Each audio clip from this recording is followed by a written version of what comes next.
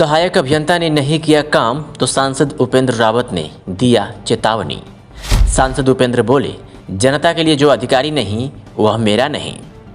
सांसद उपेंद्र रावत बोले, जनता के बीच में जाता हूं, अधिकारी नहीं। जनता के लिए फील्ड में काम करते दिखते हैं सांसद उपेंद्र सिंह रावत, बाराबंकी के सिंचाई विभाग शारदा सहायक खंड 28 हैदरगढ़ का यह सहायक अभियंता भ्रष्ट और सरकार विरोधी गतिविधियों के लिए मशहूर है। सांसद, विधायक, पूर्व विधायक, अधिशासी अभियंता, अधीक्षण अभियंता, मुख्य अभियंता, एसडीएम के द्वारा भेजे गए 1 दर्जन से अधिक पत्रों और आदेशों को कूड़े में डाल दिया।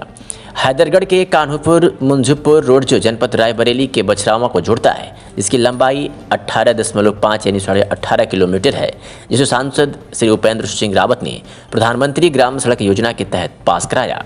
लगभग 20 करोड़ की लागत से बनने वाली इस सड़क के लिए निर्माण कार्य का शिलान्यास सांसद करने पहुंचे तो ग्रामीणों ने कहा कि सड़क निर्माण का फायदा तब तक नहीं है जब तक नहर की पुलिया नहीं बनती है।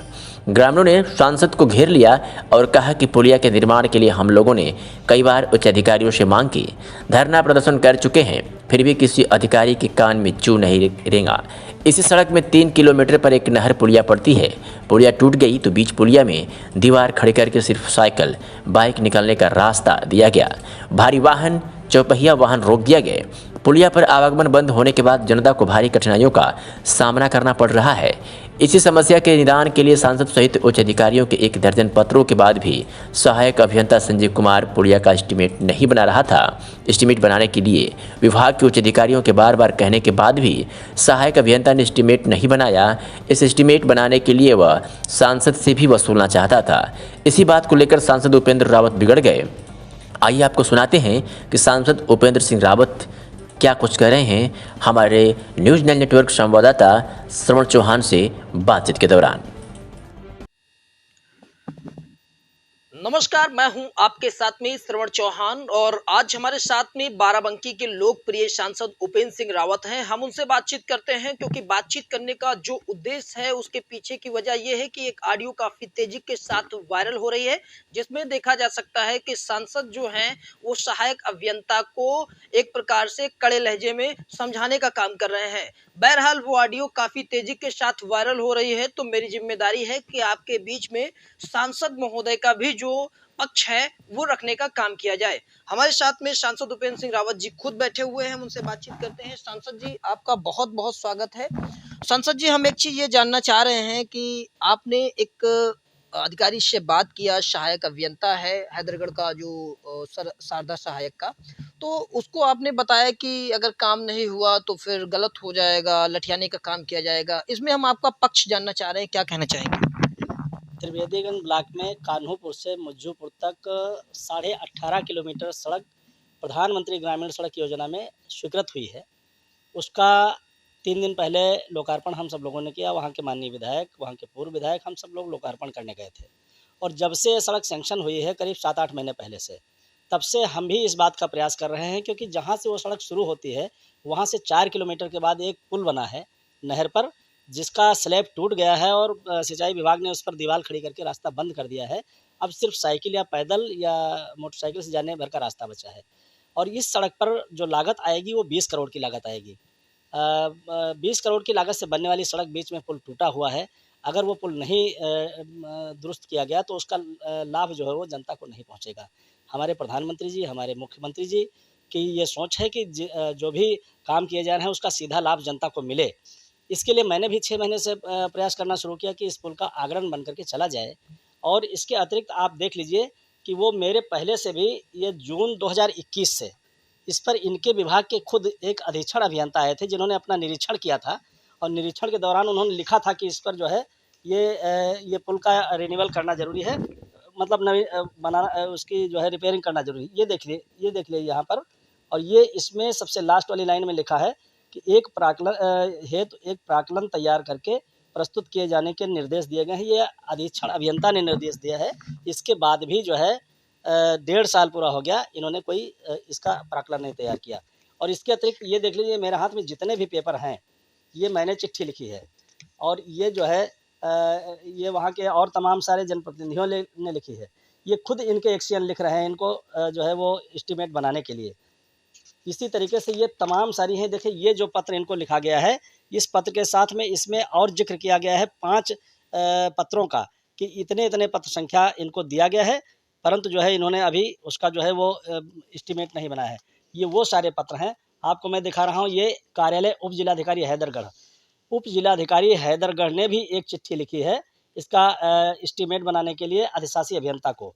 अधिशासी अभियंता ने यहाँ देखिए नीचे पंचम सहायक अभियंता पंचम को इस निर्देश के साथ इनको दिया है कि इसका जो है वो आगणन प्रस्तुत करें। ये सब हुआ है अक्टूबर 2021 में, और जो इनके अधीक्षण अभियंता ने दिया है वो जून 2021 में। ये जून 2021 से इसका एस्टीमेट बनाने के लिए इनके खुद के उच्चाधिकारी लिख रहे हैं, लेकिन उसका भी संज्ञान इन्होंने लिया। अब बाद में जब हम अभी 4 दिन पहले जब वहाँ पर हम और हमारे विधायक जी, ये सब सारे लेटर हैं, ये सब इसी बात के लेटर हैं कि सिर्फ एस्टीमेट बना करके दें। एस्टीमेट ये 1.5 साल से नहीं बना पा रहे हैं, तो ये विभागीय कार्यों के प्रति उदासीनता है। 4 दिन पहले जब हम लोग वहाँ पर उस सड़क का लोकार्पण करने गए, तो वहाँ की जनता ने हम लोगों को घेर लिया, जिसका भी वीडियो है। जनता ने कहा कि सांसद जी, सड़क तो चाहे बाद में बने, लेकिन पुल तो पहले बन जाए। पुल नहीं बनेगा तो इस सड़क का कोई फ़ायदा नहीं। तो मेरे वहाँ के जो हमारे विधायक हैं दिनेश रावत जी ने पहले इनको फ़ोन करके कहा था कि हम लोग वहाँ चल रहे हैं, आप वहाँ आ जाइएगा, उस पुल में क्या दिक्कत है, चर्चा हो जाएगी, डिस्कशन हो जाएगा, तो उसका एस्टीमेट बन जाए, पुल बनवाया जाए। लेकिन ये मौके पर नहीं पहुँचे। जब मैं वहाँ गया तो मैंने विधायक जी से पूछा, तो कहा मैंने कहा तो था लेकिन आए नहीं। मैंने खुद फ़ोन 2 बार अपने मोबाइल से मिलाया, इन्होंने फ़ोन नहीं उठाया। फिर विधायक जी ने वहाँ पर मौके से ही 2 बार फ़ोन मिलाया, उस पुल पर खड़े होकर के, चूँकि ग्रामीणों ने वहाँ पर घेर करके रखा था, तो इन्होंने फ़ोन उनका भी नहीं उठाया। फिर एक हमारे मंडल अध्यक्ष हैं सचिन वर्मा, उनके मोबाइल से 2 बार फ़ोन मिलवाया गया, फ़ोन इन्होंने नहीं उठाया। तब मैंने अधीक्षण अभियंता को फ़ोन किया कि भई इस तरीके के आपके सहायक अभियंता हैं, हम फ़ोन मिला रहे हैं, फ़ोन नहीं उठा रहे हैं, यहाँ उनको बुलाया गया वो नहीं आ रहे हैं, और ये 1.5 साल से आप लोग भी लिख रहे हो, फिर भी एस्टीमेट नहीं बनाया जा रहा है, आखिर इसके लिए क्या करना पड़ेगा? तब उन्होंने कहा होगा, तब जाकर के इनका फ़ोन आया है मेरे पास। तब मैंने बात की कि भाई 1.5 साल से ये आपको लिखा जा रहा, आप एस्टीमेट। कहा नहीं सर, पता नहीं कहाँ से कन्फ्यूज़न है, और मेरे स्तर से उसमें कोई गलती नहीं। तो हमने कहा यहाँ आओगे तभी तो हम बताएँगे, आपको दिखाएँगे वो सारे लेटर दिखाएँगे। तो इस पर भी जो है मतलब कोई कार्यवाही इन लोगों ने नहीं की। तो ये देखिए, मैं आपसे बता दूँ कि ये भारतीय जनता पार्टी की सरकार है। हमारे प्रधानमंत्री जी, हमारे मुख्यमंत्री जी चाहते हैं कि जो भी काम जनता के लिए हो, उसका पूरा का पूरा जनता को फ़ायदा मिले। लेकिन ये है अधिकारी, मैं बिल्कुल दावे के साथ कहता हूँ कि ये सरकार विरोधी है, और इसीलिए 1.5 साल से उस पुल का एस्टीमेट नहीं बना रहा है।